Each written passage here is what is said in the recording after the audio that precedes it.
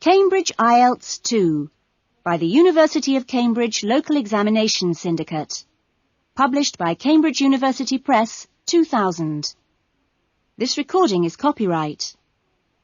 Cassette 2, Side 1. Test 3. You will hear a number of different recordings, and you will have to answer questions on what you hear. There will be time for you to read the instructions and questions, and you will have a chance to check your work. All the recordings will be played once only. The test is in 4 sections. Write all your answers in the listening question booklet. At the end of the test, you will be given 10 minutes to transfer your answers to an answer sheet. Now turn to Section 1.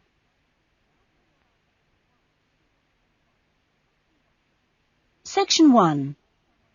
You will hear someone being asked their opinion of a new television station. First, you have some time to look at questions 1 to 4.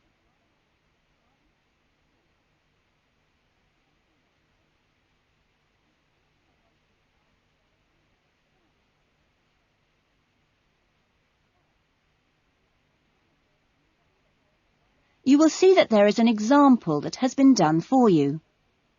On this occasion only, the conversation relating to this will be played first. Excuse me, I'm sorry to bother you, but would you have time to answer a few questions? What's it about?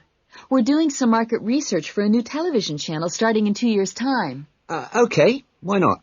Lovely. We'll just work through this form. And if we could start with some personal background information? Sure. Right. If I could just have your age? 35. Right. Great. The respondent is 35 years old, so B has been circled. Now we shall begin. You should answer the questions as you listen, because you will not hear the recording a second time. Listen carefully to the conversation and answer questions 1 to 4. Excuse me, I'm sorry to bother you, but would you have time to answer a few questions? What's it about? We're doing some market research for a new television channel starting in 2 years' time. Okay, why not? Lovely. We'll just work through this form. And if we could start with some personal background information? Sure. Right. If I could just have your age? 35. Right. Great. And your job? Systems analyst. But for the form, I don't know whether it would count as professional or business or what. What do you think? Okay, it's more like business. Fine. And would you mind my asking about your salary, or we can leave it blank? No, I don't mind. It's $40,000 a year. Oh, thank you. Right. About your current watching habits. What would you say is your main reason for watching TV? Well, at work, I tend to read for information and what have you, so I'd say that with TV, it probably just helps me relax and unwind. Fine. And how many hours a day, on average, do you watch TV? Not a lot, really. I should say just over an hour. You now have some time to look at questions 5 to 10.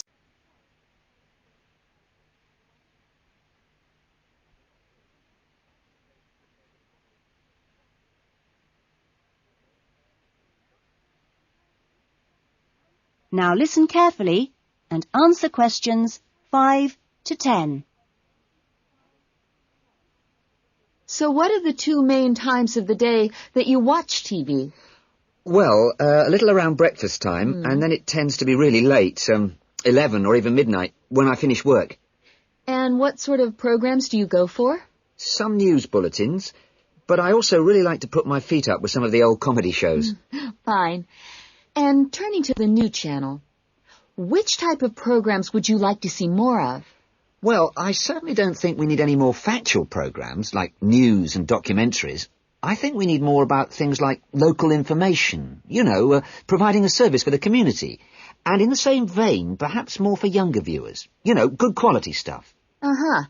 And And if you had to give the new director some specific advice when they set up the channel, what advice would you give them? I think I'd advise them to pay a lot of attention to the quality of the actual broadcast. You know, the sound system. People are very fussy these days about that. And in general, I think they ought to do lots more of these kinds of interview, you know, talking with their potential customers. Oh, I'm glad you think it's valuable. Certainly, yeah. Good. Okay. This will be a commercial channel, of course, but how often do you think it is tolerable to have adverts? Well, out of that list, I'd say every quarter of an hour. I don't think we can complain about that, as long as they don't last for 10 minutes each time. Quite. And would you be willing to attend any of our special promotions for the new channel? Yes, yeah, I'd be very happy to, as long as they're held here in my area. Okay, I'll make a note of that. And finally, may we put you on our mailing list? Well, I'd prefer not, except for the information about the promotion you mentioned. Can I have your name and address? Of course. Here's my card. Oh, lovely. And thank you very much for your time, and we look forward to seeing you. Yes, indeed. Thanks. That is the end of section 1. You will now have half a minute to check your answers.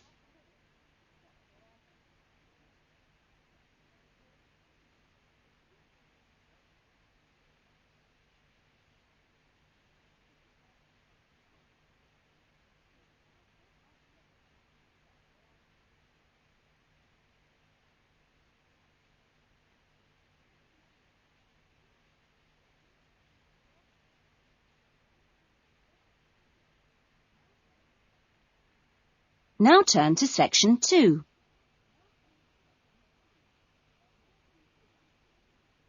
Section 2. You will hear a student welfare officer talking to a small group of students just before the beginning of term. First, you have some time to look at questions 11 to 16.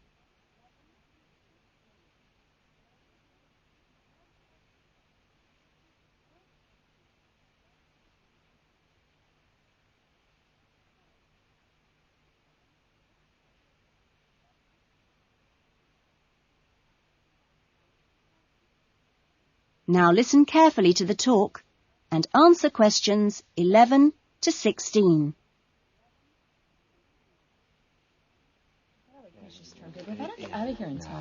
Okay.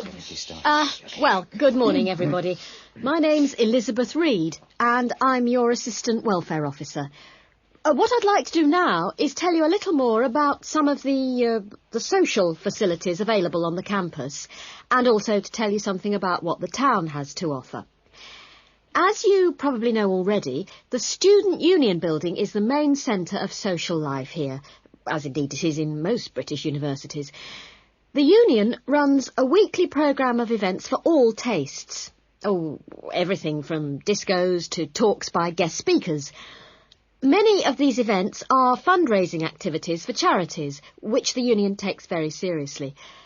They manage the Students' Union paper shop, selling magazines and newspapers, as well as stationery, sweets and so on. Let me see. There's the ticket shop, where you can get some very good deals on, well, for example, coaches to London, or inexpensive charter flights. As cheap as you'll get anywhere, people say. Or tickets for big pop groups playing here or at other venues all over the country, or plays in London. Oh, and we mustn't forget the Union cafeteria and the big new diner. Yes, did you have a question? Yeah, does the Union also provide help with any problems? I mean, advice on financial problems, for example, or does the university provide that? Yes, the Union run their own advice service, offering help with financial matters, such as grants. I'm sure you realise anything medical should be discussed with the University Medical Service, which also has an excellent counselling centre. I think that was made clear yesterday. However, the Union has its own officer who can give advice on legal problems. You now have some time to look at questions 17.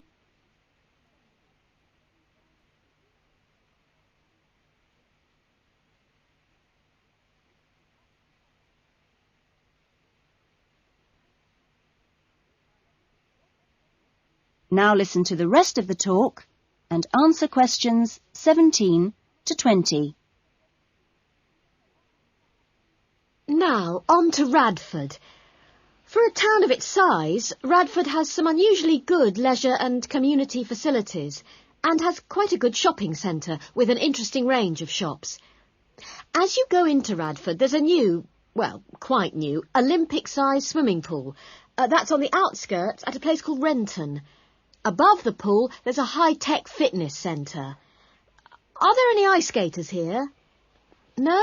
Oh, pity. The facilities for ice skating are excellent. Well, the new Metro Tower, right in the centre of town, has got an ice rink and a sports hall for squash, badminton, volleyball and several other indoor sports. And in the same building, there's a new cinema with 6 screens. Then, let me see, in the main square, just 2 minutes' walk from the Metro Tower, there's the Theatre Royal, which often gets London productions on tour. And in the streets nearby, you can find a good range of inexpensive restaurants, including Indian, Chinese, Thai and Italian. That is the end of section 2. You will now have half a minute to check your answers.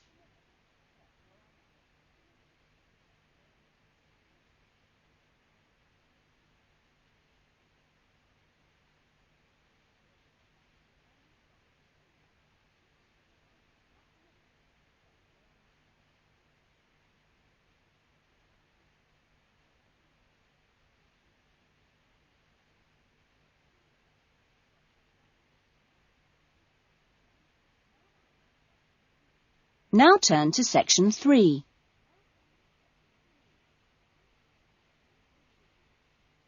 Section 3. You will hear a tutor, Dr. Simon, talking to some of his students about writing a dissertation. First, you have some time to look at questions 21 to 26.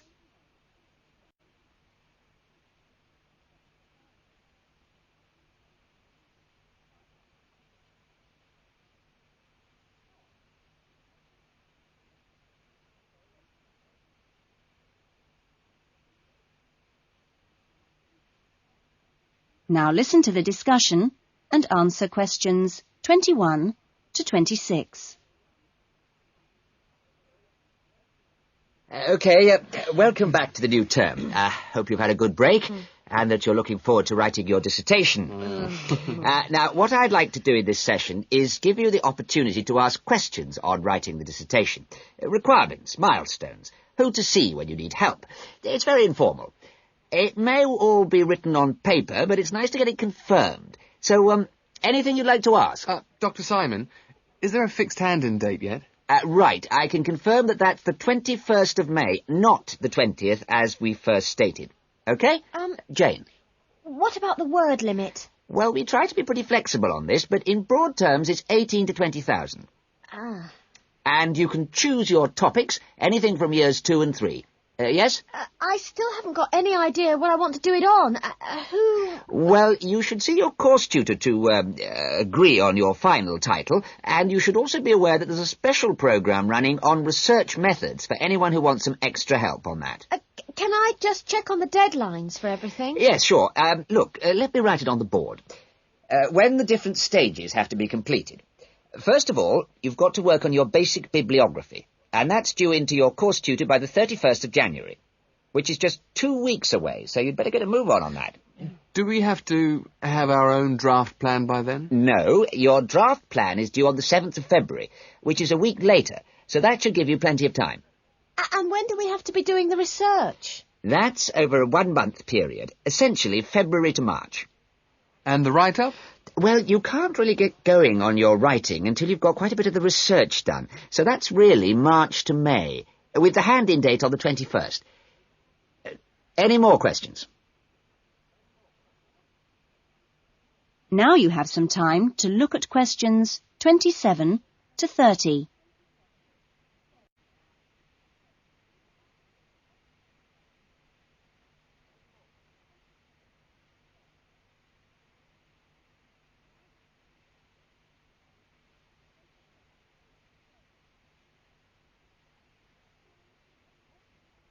Now listen to the rest of the discussion and answer questions 27 to 30. Well, sir, just some advice, really. It's about computers. Would you advise us to buy one? What can I say, Andy? I know it's a massive expense, but I really feel it would be of great benefit. You can always look in the student union adverts for second-hand ones. Yes? I've been looking at some of last year's dissertations. Oh, is that a good idea, sir? I heard... Well, I don't think you should read them in detail too early, or you might end up taking more of their ideas than you realise. But yes, it really is the best guide you can have to the expectations of of what's expected when you write a dissertation. Sorry, Jane, I interrupted you. That's okay. It's just that they did a lot of research using questionnaires. Is that a good idea? I think questionnaires are very good at telling you how people fill in questionnaires. But to be frank, they tell you very little else. Avoid them. About interviews, is it okay if we interview you? The tutors? Well, I don't see why not. They don't have any special contribution to make, but you can if you want. There's a whole section on this issue in the research guide. I'm afraid it's slightly out of date, and you're probably better talking to the tutor on the research methods course. But you might find it useful to start there. Okay. Thanks. Okay, well, great. I hope that's sorted a few things out. You can always come and see me or drop me a note if you've got any more queries. Right. Fine. Okay, thanks. That is the end of section 3. You will now have half a minute to check your answers.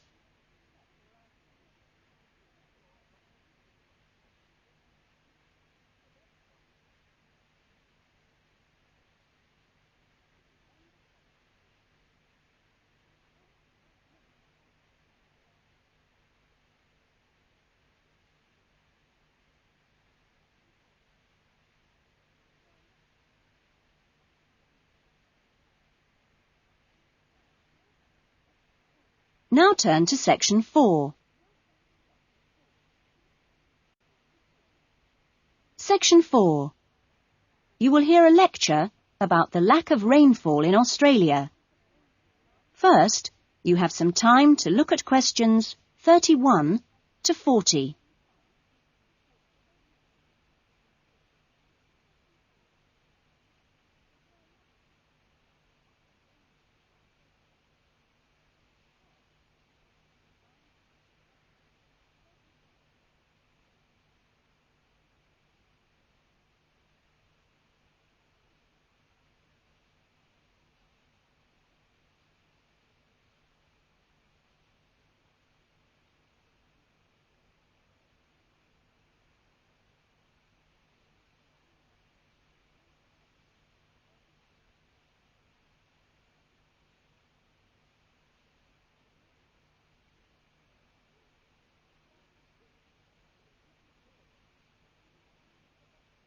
Now listen to the lecture and answer questions 31 to 40.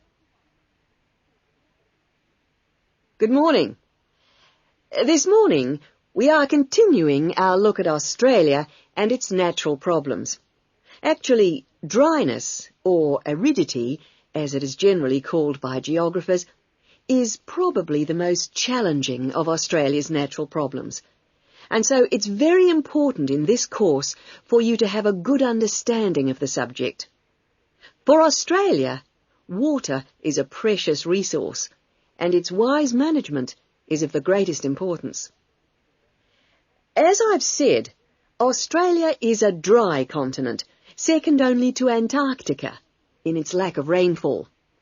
Long hours of hot sunshine and searing winds give Australia an extremely high rate of evaporation, far more than in most other countries. It's estimated that approximately 87% of Australia's rainfall is lost through evaporation, compared with just over 60% in Europe and Africa, and 48% in North America. You generally think of Africa as being a very hot and dry place, but it's not in comparison with Australia. In many parts of Australia, standing water, that is, dams, puddles and so forth, dry up rapidly, and some rainfall barely penetrates the soil. The reason for this is that the moisture is absorbed by thirsty plants. Some parts of Australia are dry because rainwater seeps quickly through sandy soils and into the rock below. In parts of Australia, this water, which seeps through the sandy soil, collects underground to form underground lakes. Water from these subterranean lakes can be pumped to the surface and tapped, and so used for various purposes above the ground. In fact, extensive underground water resources are available over more than half of Australia's land area. But most of the water is too salty to be used for human consumption or for the irrigation of crops. However, most inland farmers do rely on this water for watering their animals and, where possible, to a lesser extent, for irrigation. Underground water can flow very large distances and can be kept in underground reservoirs for a very long time.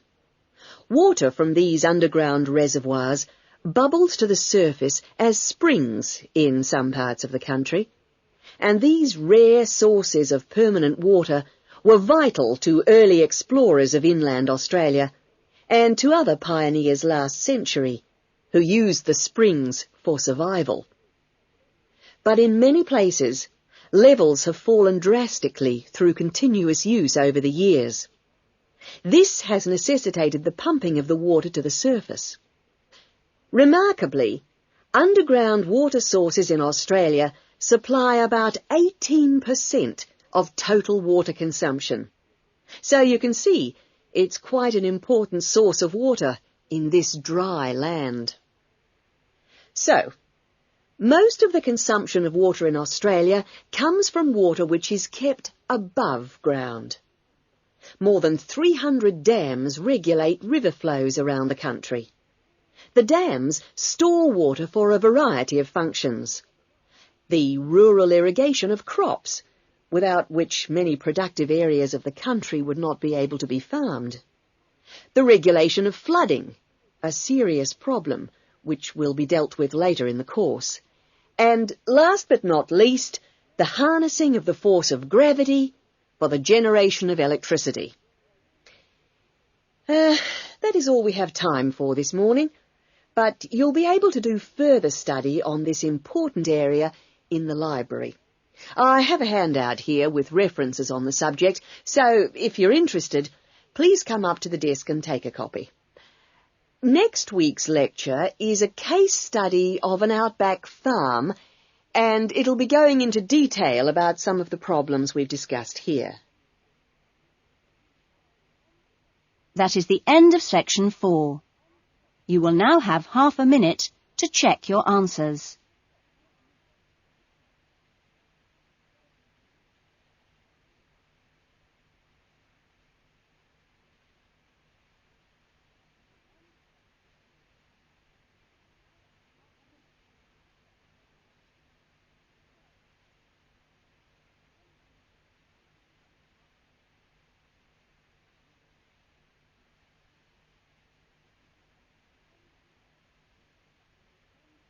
That is the end of the listening test. In the IELTS test, you would now have 10 minutes to transfer your answers to the listening answer sheet. That is the end